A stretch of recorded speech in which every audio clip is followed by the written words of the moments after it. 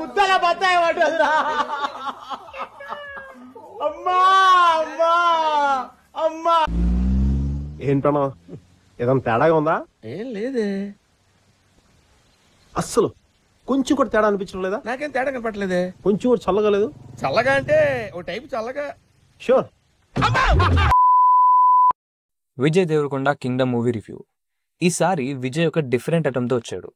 Kingdom pan Indian cinema రేంజ్లో design చేసిన ఈ cinema grand visuals, intense drama and mass ఎలిమెంట్స్తో ఆడియన్స్ని అట్రాక్ట్ చేయాలని ట్రై చేసింది, కానీ రిజల్ట్ అంత సాటిస్ఫైయింగ్ అయితే లేదు. టోప్ సినిమా అనలేం కానీ ఒక డీసెంట్ వాచ్ ఫిల్మ్ అని అయితే చెప్పొచ్చు. ఇంకా ప్లాట్ విషయానికి వస్తే కింగ్డమ్ ఒక ఫిక్షనల్ ఎంపైర్ బ్యాక్డ్రాప్లో సెట్ చేసిన స్టోరీ. విజయ్ ఇక్కడ ఒక ప్రిన్స్ లాగా, ఒక కానిస్టేబుల్ స్పై లాగా, తన అన్న కోసం ఒక రెబల్ లీడర్ లాగా కనిపిస్తాడు. తన రాజ్యంలో కరప్షన్, బెట్రేల్ వీటన్నిటికీ స్టాండ్ తీసుకొని నిలబడతాడు. ఇది బేసిక్ ప్లాట్. ఇంకా సినిమాలో విజయ్ ఇంకా విలన్గా చేసిన వెంకటేష్ చాలా బాగా పర్ఫార్మ్ చేశారు. బట్ సినిమా అంతా చూసాక స్ట్రిక్ట్లీ డీసెంట్ వాచ్ అనిపించింది. And I'm warning you people, keep your expectations as low as possible. First హాఫ్లో ఫస్ట్ 40 minutes చాలా బాగా అనిపించింది. తర్వాత మెల్లిగా డ్రాగ్ అవుతా వచ్చింది ఇంటర్వెల్ వరకు. అలా ఇంటర్వెల్కి వచ్చేసరికి ఒక మంచి హై నోట్తో ఎండ్ అయింది ఫస్ట్ హాఫ్.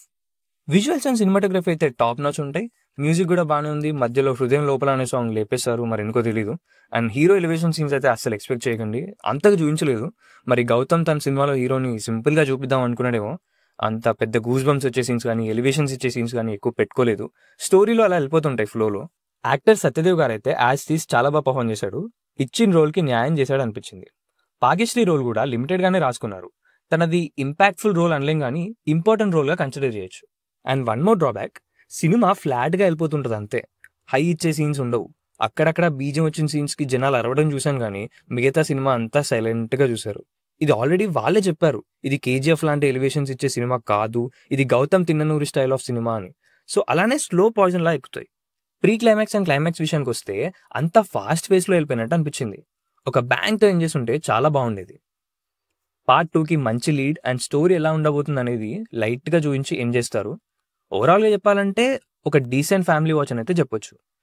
సో ఫైనలీ ఇదన్నమాట matter. So thank you all for supporting. See you all in the next video. Kind regards, behind the cinema.